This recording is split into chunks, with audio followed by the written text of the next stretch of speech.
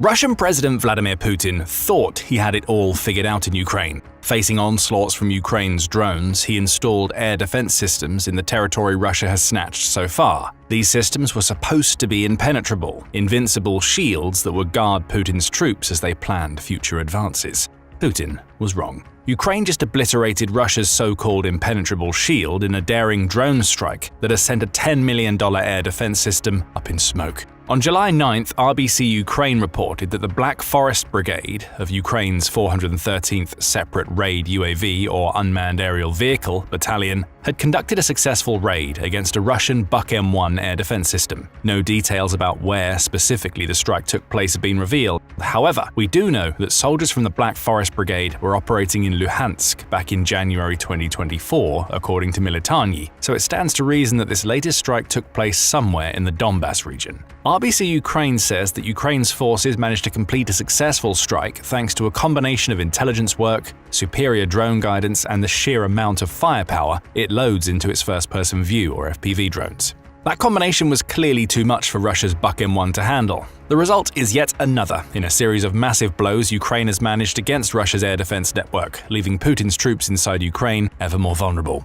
And that's not all. We have footage of the strike. Shared to Telegram by the Land Forces of Ukraine channel, the 54-second video showcases precisely what happened. It starts with footage of the Buk M1 traveling down what appears to be a dirt road. That footage is being shot by a Ukrainian reconnaissance drone hovering overhead, seemingly out of sight of the Buk M1's radar. The vehicle drives for a short way before coming to a sudden stop. We briefly see a soldier exit and take off, running toward the nearby tree line, swiftly followed by the Buk M1 turning sharply to follow. The Russians know that something is wrong and they're trying to hide. The trees aren't going to save them from what's coming. The Buk M1 navigates deeper into the trees as Ukraine's reconnaissance drone watches. It's a desperate game of cat and mouse playing out in real time. The Russian air defense system is hidden away in cover, with its crew perhaps believing they're safe. Ukraine's drone has eyes on it the whole time. At around the 20-second mark, the footage cuts to a tiny FPV drone making its way toward the trees. Barely visible at the range at which the reconnaissance drone is watching, the FPV drone flies into the trees.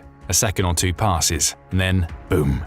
An explosion lights up the trees as Ukraine's drone scores a direct hit on the Buk M1. As smoke rises into the air, the reconnaissance drone zooms in to show that Ukraine's strike was successful. The Buk M1 has been turned into a smoldering wreck. Cuts to different angles of the strike confirm the direct hit as the Russian air defense system lies stricken in the trees. Ukraine sent a message to Russia with this strike. You can run, you can even try to hide, but Ukraine's drones will find you, and when they do, they'll deliver an explosive payload capable of destroying a $10 million air defense system in a matter of seconds. In its report on the Ukrainian strike, the Kyiv Post reveals that the attack was the result of several months of planning. It says that Ukraine's Black Forest Brigade's reconnaissance troops noted the presence of the Buk M1 back in May. They couldn't attack it at the time. That's not the function reconnaissance troops play. However, they noted its position and communicated the information to the brigade's drone operators. Those operators took it from there, keeping the Buk M1 under surveillance for the next 2 months. Finally, they were ready to strike, and when they did, they chose a moment when the air defense system was in transit and at its most vulnerable.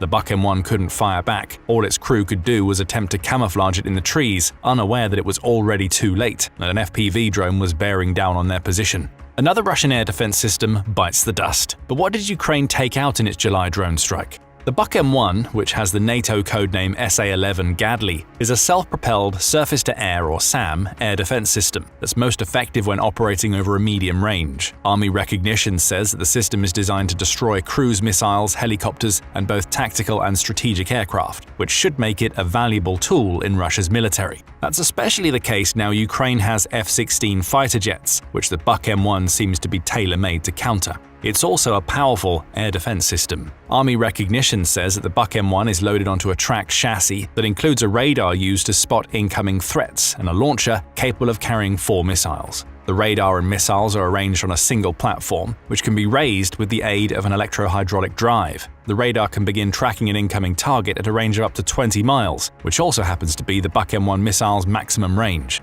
It's an efficient system. As soon as the radar picks up a target, the Buk M1 is ready to fire, with no delay forced by having to wait for the target to come to the range of the missile. That same radar can also track aircraft flying at altitudes of up to 72,000 feet, with the air defense system's crew also having the ability to guide 3 of the launcher's 4 missiles at one target during a single volley. Speaking of the Buk M1's missiles, they're a terrifying prospect in their own right. The system can fire either 9M38 or the slightly upgraded 9M38M1 missiles, both of which have an X-wing design and are single-stage missiles containing no detachable parts. They're fast and they hit hard, with each missile carrying a 155-pound warhead that offers more than enough firepower to tear through choppers and enemy aircraft. It's mobile too. You can gather that much from the video, in which the Russian crew seems to be transporting their Buk M1 to a new location to defend against Ukraine's aerial assaults. That transportation is made possible by a GM569 chassis that was custom-built for the Buk M1. Thanks to that chassis, the air defense system can travel at speeds of up to 40 miles per hour on roads and 27.9 miles per hour cross-country, over a range of about 310 miles. That makes the Buk M1 a clear problem for Ukraine. This isn't a static air defense system that Russia installs and then leaves to its crew's devices. It's mobile and fast, allowing Russia to redeploy constantly to ensure the Buk M1 is present wherever it's needed. Plenty of countries see value in the Buk M1. Beyond Russia, Belarus, Syria, Serbia, and Finland have some of these air defense systems in their arsenals. So does Ukraine. It has Buk M1s left over from the era of Soviet occupation, meaning it understands precisely how much of a threat these supposedly impenetrable air defenses can be. It also knows that impenetrable isn't accurate. Ukraine's knowledge of the Buk M1 extends to the system's weaknesses, and it knows precisely where to strike to take one out. That's what we saw in the video published on July 9th.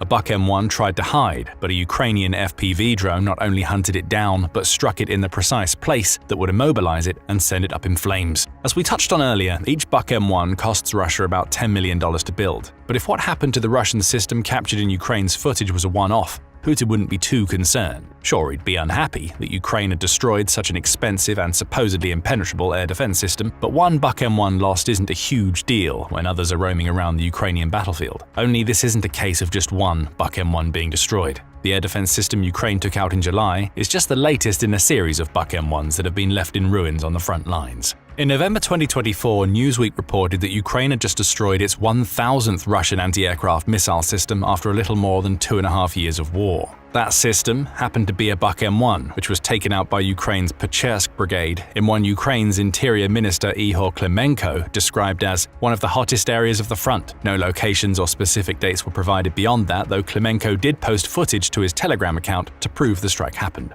It appears Ukraine used the same strategy to destroy this Buk M1 as it used for the one decimated in July. Aerial footage shot by a reconnaissance drone shows a drone strike from several angles, along with the aftermath of an explosion. Again, the Russian system was camouflaged by trees, though that didn't seem to matter. It still went up in flames. In March 2025, Ukraine was at it again. This time, Militani reported on a video released by the Black Forest Brigade, once again showcasing a Buk M1 being taken out of commission. The video has several parallels to the one the same brigade released in July. We see the Buk M1 driving down a road. We can tell it's different from the July video because there is a crossroads of sorts, with trees extending in 4 different directions. Clearly, the Buk M1 crew knew that a drone was coming. Like the crew in the July video, they attempted to hide their massive air defense system in trees, and, like in July, it didn't help. A massive explosion, likely caused by a Ukrainian drone, took the Buk M1 out of commission. In this case, we know that the blast destroyed the solid rocket fuel used in the Buk M1's missiles, perhaps creating secondary explosions that took out the system entirely. Perhaps that's the specific strategy Ukraine is using. Attack the missiles and the entire system will follow. In this case, Russia's Buk M1 even seemed to have some form of makeshift armor on its upper hemisphere, presumably to protect it against Ukraine's drone strikes. It didn't work. Another Buk M1 bit the dust. May 2025 brought with it news of another Ukrainian strike against a Buk M1. Again, it seems like the Black Forest Brigade was responsible, with another video shared on Telegram highlighting the moment that it struck. This time we see a Buk M1 driving as fast as it can over a field, leaving clouds of dust in its wake. It seems to be running from something, and it's not long before we find out what. Like the Buk M1s before and after, it attempts to hide in a tree line. We already know that that strategy doesn't work. As a Ukrainian reconnaissance drone films from above, a massive explosion happens. We see sparks and what appears to be the air defense system's ammunition load going up in flames, sending munitions hurtling away from the Buk M1 itself. As the Telegram post states, Buk M1 anti-aircraft missile system was discovered and destroyed along with its ammunition load during its movement, thanks to the efficient actions of the reconnaissance troops of the Black Forest Artillery Brigade. This firework from the detonation of the ammunition load is the result of an accurate hit on a modern anti-aircraft system of the Russian army. We can draw a couple of conclusions from this series of Buk M1 strikes. First, the Black Forest Brigade is terrifying to Putin, and rightly so.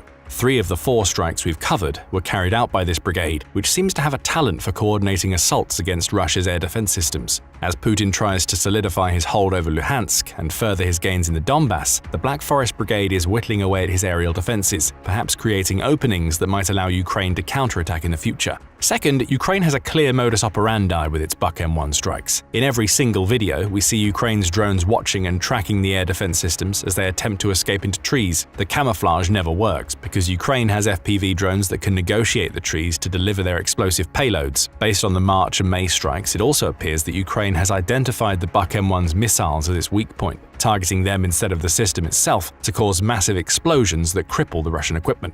Having that strategy is big for Ukraine, and there are several reasons why. Right now, Ukraine seems to be engaged in a strategy of taking out as many Russian air defenses as it can on its own territory. We mentioned earlier that the November 2024 Buck M1 strike marked the 1,000th Russian air defense system Ukraine had taken out up until that point in the war. There have been many more since. According to Ukraine's Ministry of Finance, Russia has lost 1,193 of its anti-aircraft warfare units up until July 10th. Given that the Ukraine war has been raging for a little over 40 months, that gives us an approximate rate of nearly 30 Russian air defense systems being taken out per month, which is almost 1 per day. Putin never expected this type of response from Ukraine, and it's causing Russia some serious problems. It has been for a while. In August 2024, Business Insider reported that Ukraine's strategy of going after Russia's air defenses was forcing Putin to stretch his ever-decreasing units across the front lines. By that point, Business Insider says analysts from the Institute for the Study of War believed that Russia no longer had enough air defenses to protect everything it needed to protect, even in areas that it believed were secure.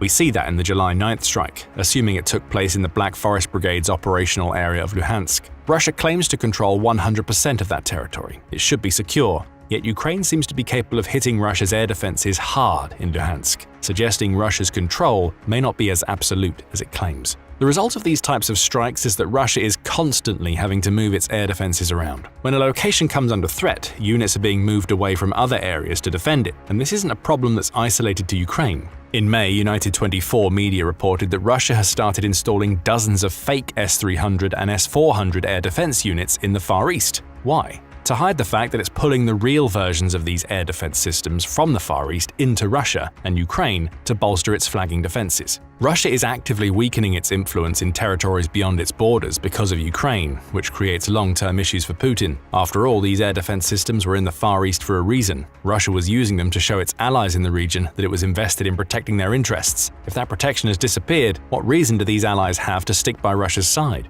Worse yet for Putin, as Ukraine takes out more of his air defenses, it starts carving out pathways that allow it to carry out more strikes in the future. The constantly shifting nature of Russia's air defenses plays a role here. As soon as Russia moves its systems to an area that's under threat, it leaves another location less guarded. Opportunities arise for Ukraine. It could even start launching decoy assaults in one location to force Putin to move air defenses from other places that it actually wants to target. And Ukraine has that option thanks to the cost-effective nature of its drone operations. We mentioned earlier that a single Buck M1 costs Russia about $10 million. Prices can be even higher for the country's more advanced air defense systems such as the S-400, which costs around $200 million for a full battalion, according to Newsweek. In contrast, Foreign Affairs says that Ukraine can build the short-range FPV drones it's been using to attack Russia's Buck M1s for as little as $400 apiece. Its long-range deep strike drones are more expensive, with the same outlet reporting that they cost around $200,000 each. Still, the point stands. A single FPV drone costing around $400 took out a Buck M1 that cost $10 million in July. That represents a 25,000 times return on investment. And this isn't the only area where monetary issues will cause concerns for Putin. The reality he has to face now is that more than 3 years of his supposed special military operation has cost Russia dearly. A combination of Western sanctions and Putin's rampant spending has left Russia dealing with interest rates of over 20%, inflation hovering around the 9 to 10% mark, and a record low unemployment rate of around 3% that suggests the country no longer has the workers it needs to fill available roles. Russia is already quickly burning through its reserves of liquid cash, which have dwindled from $117 billion in 2021 to about $31 billion today. In February, a US official revealed that Putin's operation in Ukraine had likely cost Russia up to $211 billion at that point. You can likely add several billion more to that number to account for the months since that report. The Washington Post has a different number. It says that Russia had spent around $300 billion as of February 2025. This matters in the context of Ukraine's Buck M1 strike for a simple reason. Russia is running out of money. And with Putin in such a difficult economic situation, he's going to struggle to justify spending $10 million to replace an air defense system that, though effective, has shown itself to have a vulnerability that Ukraine can exploit.